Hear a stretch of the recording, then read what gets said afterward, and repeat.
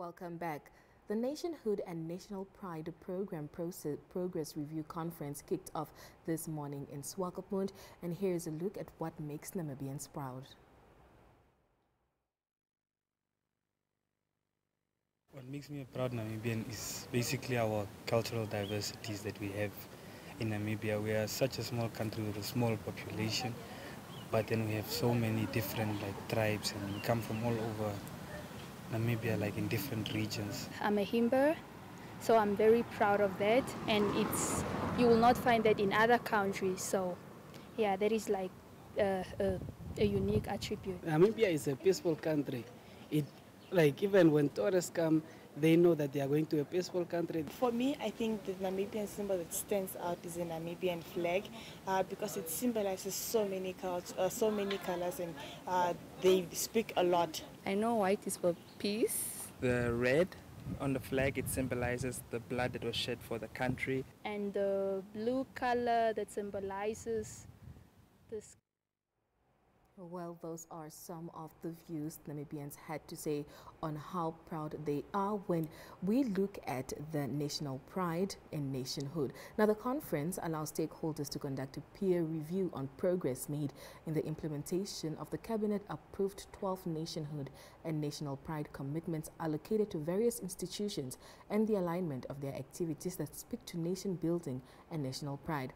Now, the Information Minister, Dr. Pea Moshelenga, officiated the Progress Review Conference, and the three-day conference ended on Friday. Will be ending on Friday, pardon me. I'm now joined via Zoom by the Executive Director in the Ministry of Information, Communications and Technology, Dr. Audrin Mathe, to give us more details on the progress of the NNP. Good evening, Doctor, and welcome to the show. Thank you, and good evening to you. Now, Doctor, how imperative is it that the NNP is reviewed, especially in the essence of living up to its extended purpose? Indeed, it's very, very important, as the Minister highlighted this morning, which is really to restate the fundamentals why the program was required in the first instance, which is that we wanted to build a one Namibia, one nation that really speaks to all the aspirations of the people, that encompasses people's beliefs, different traditions, different cultural undertakings, and so forth. Really, that's the essence of it. So the task for the next 3 days really is to figure out what it is that was done since the program was launched. So as you mentioned in the introduction, there are 12 commitments which are assigned to different institutions. They may be private, they may be public, but we are working together for the common good of the country. To that end, we receiving reports, 3 reports until now, and I will be able to take some others tomorrow to reflect on what it is that we're supposed to be doing and how do we move forward from there. The picture looks very good. There are some presentations from the Ministry of International Relations. There have been some presentations also from the Ministry of Education and also from NEPA. So that's really where we are today, to build one Namibia, one nation.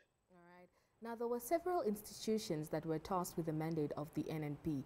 Thus far, would you say that they have lived up to par with their duties? Obviously, largely they have lived with what they should have done, but obviously there's some also aspects where we need to do more. For example, we have not yet set up a national cultural troop that represents all Namibians. So obviously, we need to do more to ensure that after the workshop this week, sometime in the next few weeks, we'll gather again and figure out how best to accelerate that commitment. Also, there have been some discussions on the use of national flag. As it stands now, Namibians do not put up flags at homes, which again, it contradicts where we want to be proud of our country, to be proud of our national symbols. So we're going to be taking these conversations offline, so that we resolve them as a matter of priority. So there will be many. There was also a discussion on the curriculum that will be introduced by NEPAM sometime next year. There's been good progress on that score.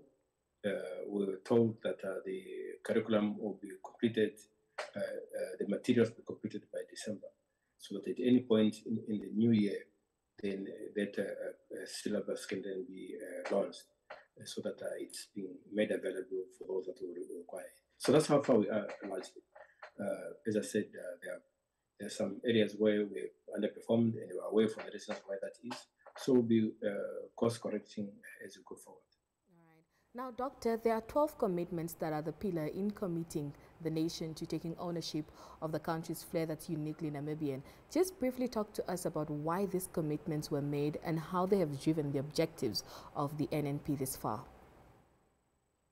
Well, the commitment was really to accelerate the implementation of the plan.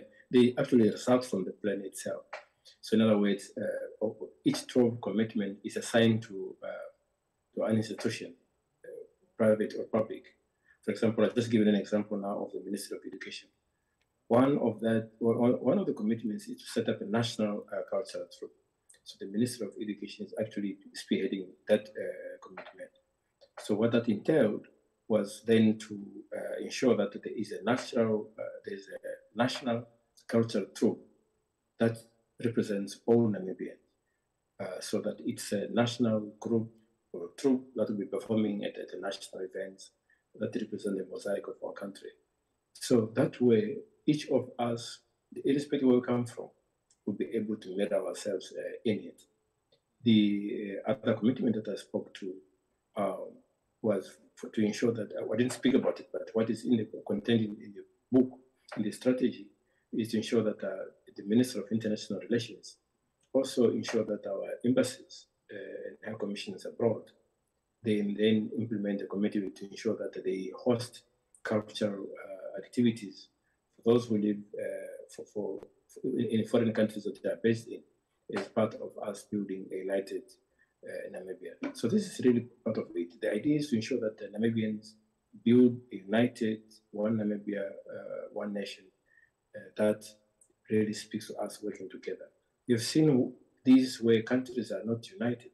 There are civil wars, there's no peace, because of the ability, they focus their tribal affiliations, their ethnic affiliations, and sometimes racial affiliations to advance their cause at the expense of the country. So we're trying to stay away from the population. The president was speaking a while ago, maybe last week, to say young people have become much more tribalistic than it was in the past. So by itself, all of us should have changed course. Because the president has not only spoken about it last week, he continues to speak to this each opportunity that he gets to speak in the public and in the private as well. So we need to support this cause to ensure that we build a united Namibia for all of us. All right. Now, Doctor, you mentioned events, but you only spoke about public events. How do we incorporate these events in schools and workplaces? Interesting question. I think we did speak about this. There is a commitment also that speaks to a loyalty pledge to the country. And again, this is also spearheaded, it's implemented, there's a collaboration between the Minister of Justice, who was supposed to design that pledge. By 2019, that exercise, 2019 is August, that exercise should have been completed. But for one of other reasons, the 5 draft pledges that were proposed at that stage, they've not actually been condensed to a single pledge that should be made available to all Namibians, perhaps also in schools, to ensure that learners, they get to indulge, to induct it in this pledge at that very early age. So this is some of the discussions that we had. At the end of the week, we should be able to make some concrete proposals as regards to how this is going to be carried out in view of the delays that have been occasioned by many reasons. But I think 2019 to where we are now, a long time has lapsed, and there is eagerness to ensure that with deliberate haste to ensure the implementation of all of this. All right. Now, the Nationhood and National Pride program aims to foster unity, strengthen relationships, and bring about a sense of solidarity in every Namibian citizen. What would you say is the country's collective identity, and how can people take charge of this and be proud of it? And that's exactly the point of the Nationhood and National Pride campaign, to ensure that we build that identity. For example, if you go to Nigeria, by looking at a person, you can almost tell that they're from Nigeria. If you look at the Ghanaians, you can almost see that there's something that speaks to them, even if they don't have to open their mouth. You can tell. And that's a point where we're driving to ensure that there has to be something that says, by hearing it, by looking at it, you can tell that this person is a Namibian or this is a Namibian product. This includes our food products. Namibia sells perhaps the best beef products on the planet. So is it something that we can say this is also identify us as Namibian because of what we do? If you look at the desert, that speaks to our aspirations. If you look at the Atlantic Ocean, of course we share the Atlantic Ocean with many countries, but are there other things that will point to us as being Namibians? And I think this is where we are now, to create that identity that I am Namibian because of this. All right. Now, what role does MICT play in ensuring that the realization of NNP is strengthened and equally lives for generations to come? Obviously, this is a collaborative effort.